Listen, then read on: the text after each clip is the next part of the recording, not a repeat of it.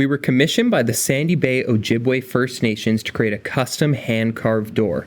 Our carver stranded us at the last minute, which means that we had to learn how to do the hand carving and the painting on this door under a huge time crunch. To begin the process, we're starting off by breaking down our lumber into its rough sizes. This client has selected sapele mahogany as a wood species, mostly because of the color and the grain that it gave off. We have constructed a few doors in the past using this sapele mahogany, but in the past few years, we're noticing quite an increase in the popularity for this species. It's a little bit of a lower price point compared to some of the other premium woods that are out there, like black walnut or even quarter sawn white oak, and you still get a lot of really interesting grain patterns that come out of this. It's not quite as dark as walnut, it's more of a lighter brown color, but what people really desire in it is this ribbon figure, which you'll see later once we get these boards cleaned up a bit. So what Jack is doing to start off the process right now, first, he's cut everything down to its length using our radial arm saw, and from there, we're face jointing one surface and then sending these boards through our SCM planers. Something else really interesting to point out is we've got the old and the new version of SCM's planers sitting right side by side. So that green planer, I believe, is about a 1960s model, whereas the new white one is a 2023 25-inch helical head planer that we only just got last year from SCM, and we absolutely love it. Once we have the pieces face jointed and planed, from there we can head over to our thickness sander to take off some of those marks that were left from the planer. Once all of the components has been sanded up, we can begin our lamination process for these pieces.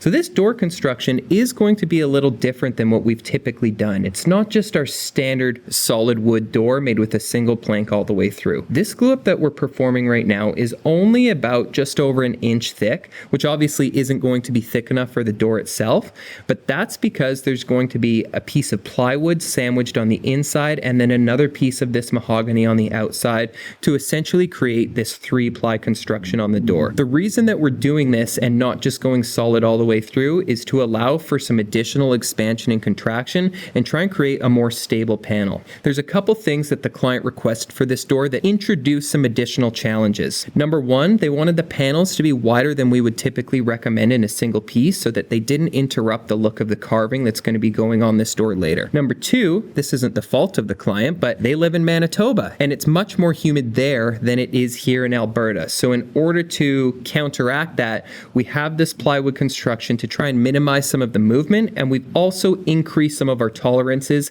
just knowing that these pieces are going to expand and contract more than we would typically see if a door was staying here in Alberta.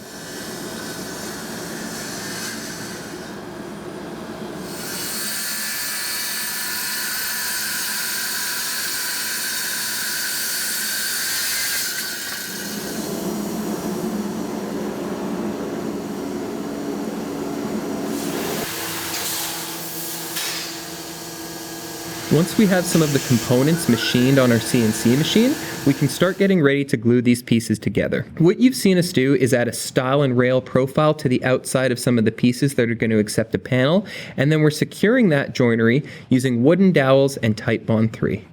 Once the pieces have been machined on our CNC machine, we can do our first test fit, and fortunately, everything is going perfectly so far, which might almost be too perfect, and we may have some things going wrong later. Now that we have our dry fit completed, we can move on to the actual glue up. So like I mentioned earlier, we have that stile and rail profile, which goes around all of the components, and then there's wooden dowels and Titebond 3. But something additional that you're seeing here that I didn't mention earlier is we're adding some beads of silicone all around the outer perimeter where these panels are going to get fixed in the door. And that's not to glue these pieces in. You know, we're not trying to glue wood together with silicone. Our panels float in the door. They don't get glued in or physically laminated anywhere. We simply use the silicone to stop the vibration that those panels will have when somebody slams the door really hard. If we didn't put those beads in, you would probably be hearing that every time someone interacted with the door, whereas these beads of silicone, while they aren't the strongest joinery, they're going to hold them just enough so we don't get that annoying effect on the door. Another key thing that we've done here to ensure successful construction of this door is all of the profiles and edges of the panels are pre-finished because we're not going to be able to access those at a later date. And if those panels shrunk and you only finished the door after it was assembled, you would have a small line of unfinished wood that would get exposed. While we're waiting for the doors to cure in the clamps, we can begin working on the jamb that's going to go for these doors. The jamb, like the doors, is going to be constructed from solid sapele mahogany. However, since there's no large, thick, solid pieces for this jamb, we don't have to employ that same plywood construction that we did for the door panels. So everything you're seeing here is simply just solid sapele mahogany. We have to start with a little bit thicker material, but it does end up saving some time and labor since we don't have to go through that additional step of lamination. And then all of the components for our jambs are just simply screwed together. You might think that this is something that you'd have to glue, but we do 4-inch number 12 wood screws, and they hold like you would not believe. So once that jamb has been screwed together, then we can start marking out the hinging for these doors and make sure that we have everything fine-tuned to fit just perfectly. And like I mentioned earlier in the video, our tolerances are a little bit bigger this time just because we know it's going to encounter some humidity and these components are likely going to expand. A good tip that I can mention too for door installation is when you're machining your hinge gain, we like to always go deeper than we actually require to have the hinge go flush. And the reason for that is so that we can install some shim packs behind the hinges to bring that up to flush. And that allows us to have lots of adjustability built into this door without having to go and physically cut the door down should we have to change things. With those shim packs in there, let's say that the doors expand and they start rubbing in the middle, all you have to do is remove some of those shims from behind the hinges. It's going to pull the doors apart and you won't have any more of that rubbing. Okay, so going on right here in front of me at the moment, we're going to be oiling these sapele doors that we're doing for the Sandy Bay Ojibwe First Nation, and they're going to be getting custom carving done on them on the other side as well afterwards. But right now we're doing our oil coating to protect these doors. We're using Osmos UV oil. Some of you might know that we do have our own Black Forest oil that we sell, but it's not an exterior rated oil. It's just an interior furniture oil. And it actually has a UV inhibitor added to the clear oil. So on a project like this, where the client has specifically selected sapele because of its natural appearance, we can achieve that color without, muddying it up with the stain.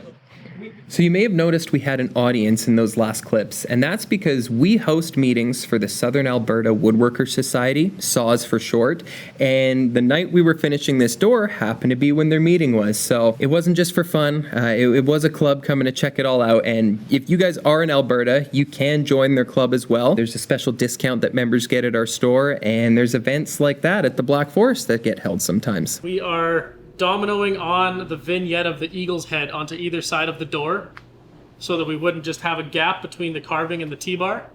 So we're gluing on the vignette of the back of the eagle's head onto this side of the door tucked up against the T-bar, and then dominoing the face and beak of the eagle onto the other door, but with a 3mm space so that we still have clearance to open our door without hitting the thickness of the head.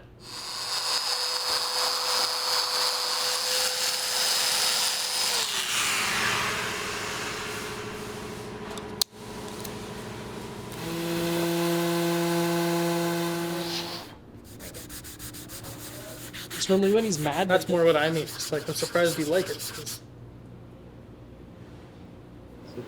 Yeah. Happy Friday. Happy Friday. Like, this is weird. This is one of those things that it wasn't hard to do. It's just a few dominoes, but it's so goddamn nerve-wracking. Yeah, it's true.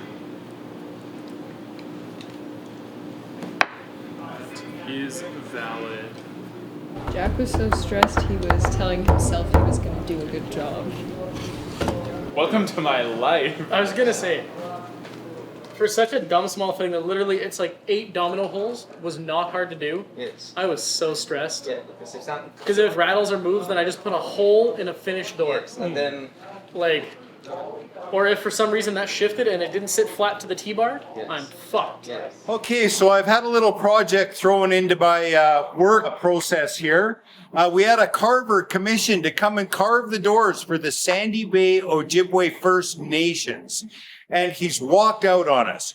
He had all his tools set up here for 3 weeks, took up all our space, and never spent a minute on the project. So myself and the other members of the Black Forest Wood Company are going to take the honor of carving this door for the First Nations. So we had a carver that we had agreed upon a timeline, a price, and everything to carve this door as a commission for us. We've worked with him before. He does amazing work, so we felt pretty good about things. Unfortunately, last minute, he backed out. We still don't really know what happened. It sounds like he didn't feel like he was going to be able to hit the deadline, and he didn't want to let us down. But unfortunately, that meant we had 7 days until we had to be on site installing this door, and we had no carving done at all on the surface of it. So at our business, my father, Brad, he is a very experienced carver, but he obviously wasn't going to be able to do this entire door by himself in 7 days. So we employed our staff, and we had them learn how to do hand carving on this $30,000 solid mahogany door. The way that my dad put it is they were all advanced chiselers, and this was just now expert chiseling. So they've moved up a level in the chiseling world, and I'm not going to say what I think. I want to hear what you guys think of how we did this door. So once you've seen that, leave your comments in the comment section below and let us know if you think we're worthy carvers. It's looking good so far, honestly. Very intricate.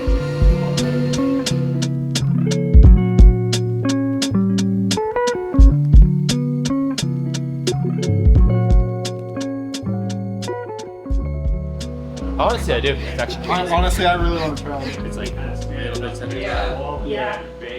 You go both ways. You're meeting in the middle. It's great.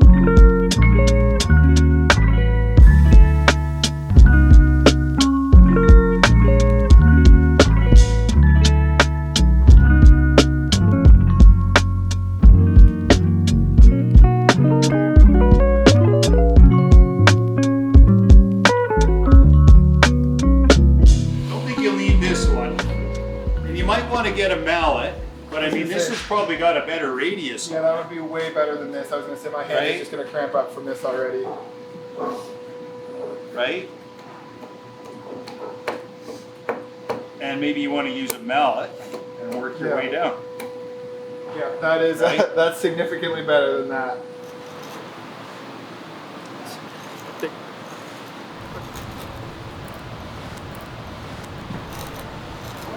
Yes, queen. Get it, queen. Right. Oh, that was good.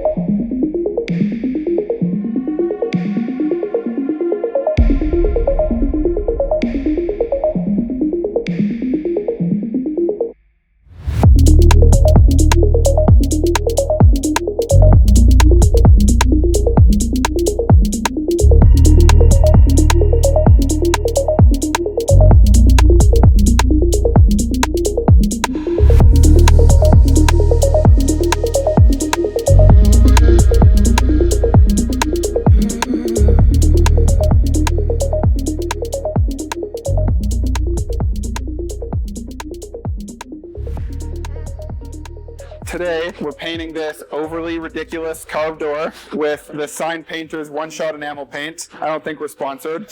So yeah, we're gonna do basically a base layer on everything you can see here. So base layer brown for this, base layer orange here, and then everything that's opaque, we're just gonna do 2 layers of all that. And then once the base layer is dry, we're gonna go ahead and I'm gonna blend in these clouds, blend the wings, and it's gonna look fantastic in like 12 hours when we're done painting. Since whatever nickname I say is gonna stick, I'm trying to think about a better nickname other than Bob Ross with a fat ass. So. Now that's gonna stick, and that's.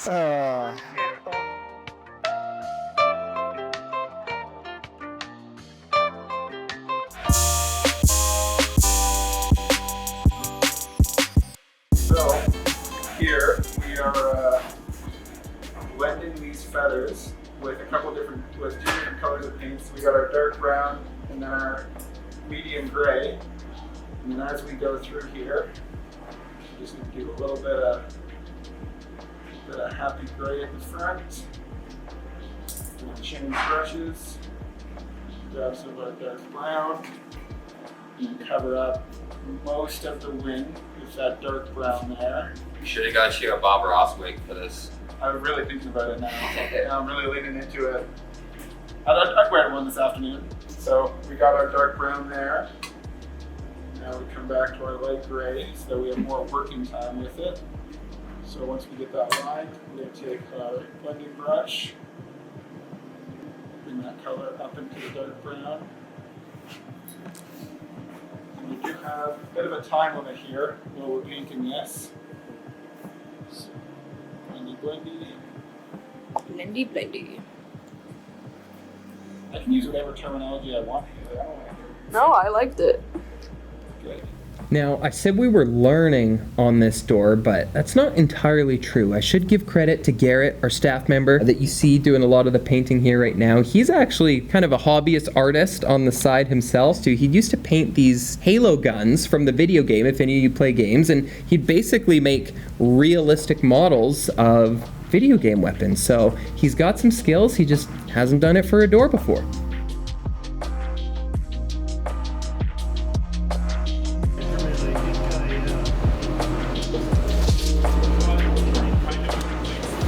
I just can't tell you guys how proud I am of what we fucking did here. Right? We did it. Look at it. I love the colors, man. It looks amazing. I'm very happy with the colors. I guarantee Curtis loves us hanging over his shoulder the whole time. Well, here we are. We're in Sandy Bay, Manitoba. We're here to do an amazing door install. We spent all day yesterday driving, about 12 hours. Yeah. And now we've got incredible doors we're going to put in, so we're going to take you guys along for this process. So we made the time crunch, and the last part of the process to do is get this door installed into the hole. Because of the log cabin style construction that you see here, we had to perform the install a little bit differently, and it introduces an entire extra step that we don't typically have to go through. We need these solid wood bucks that essentially get inlaid into the edge of the logs for us to mount our jamb into. If we were to just mount our jamb directly into those logs, we have gaps and it wouldn't really give us the fit or look that we're after. So we had to construct these jigs at our shop, drive them out to us to Manitoba, and then clamp them on to the edge of this cabin, route out the recess for our bucks, stain those bucks to try and get them to match a bit closer to the logs, get them screwed in. And if you've been watching us for a while, you'll recognize this process from our previous video we did in Whistler for another client with a log cabin that we had to do this exact same process for. So if you guys want to check that process out, we'll link to the video and you can see if we've got any better at it since then. And from there, we can finally begin with our normal door installation.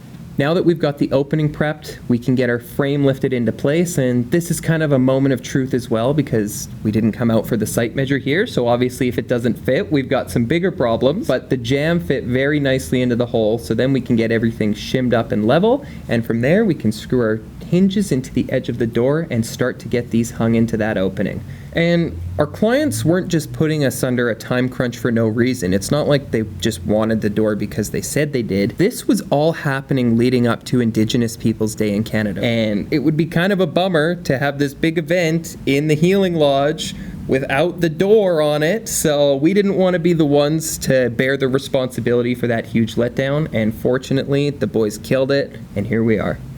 This was a pretty exciting moment for us, honestly. There was a lot of the people in the tribe just in and around the building while we were doing this, and there was a school right across the street, and the students would be on their lunch break, and they'd come out and they'd be looking at the fancy door we're building, so kind of felt like we were in the spotlight a bit for this install. But everyone there was so appreciative of what we've done, of the art that we've created, and it's just a really good feeling to see that sense of appreciation from a whole community. And I also enjoy about this piece that it's not just one person who's going to get to enjoy it. Not that there's anything wrong with that. This is going to be enjoyed by hundreds, if not thousands of people. It's the tribe's Healing Lodge is what they're calling it. So it's a community building that's going to get used quite regularly for events in the community. And it's just very special, you know, that it's something we spent so much time with and put so much effort into is going to be enjoyed by all these people. And now we're a little farther along on this install. You can see we've got both of our doors hung up, and now it's pretty much just doing our casing and final touches to make this thing look absolutely perfect. And from there, we'll be able to get a look at the finished product, stand back, we can get the tribe to look at it, see if they approve, and it's just a really exciting moment for us because we didn't know if we were going to be here on this day once our carver backed out on us.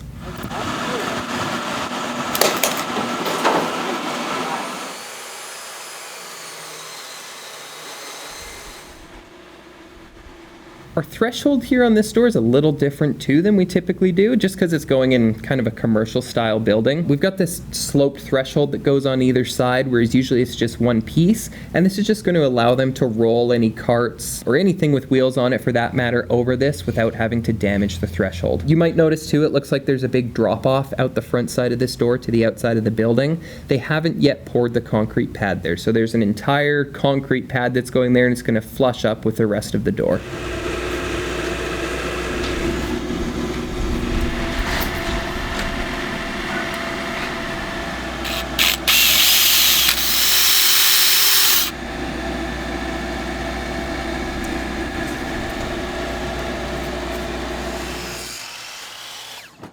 And as a final step of protection, we're adding a couple coats of our Black Forest ceramic. So this is something that goes on all of our pieces, not only exterior pieces, but the exterior pieces really get some additional benefit from this product that you might not notice as much when you're using it in an interior application. Most people are aware that the ceramics will increase scratch resistance, they're going to make the surface hydrophobic, and they're also going to bring out that contrast.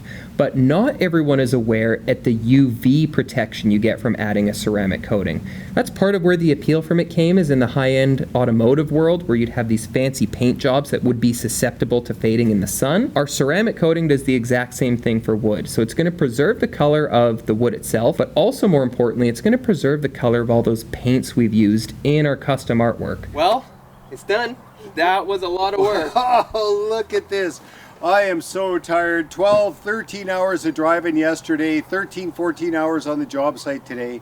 We pulled it off. Couldn't be more proud of the job. And what a treat, eh, Dylan? Honestly, this is so much different than a lot of the other doors we've done, but so unique as well. Geez, and huge shout out to our team. I have to give a huge shout out to them. Yeah. This was all done in-house by our boys in our shop. So you, John, Garrett, you all worked on, Lauren even. You know, and I can't thank enough too, working with the contractor, Nigel, that took care of this job and had everything installed and ready for 100%. us.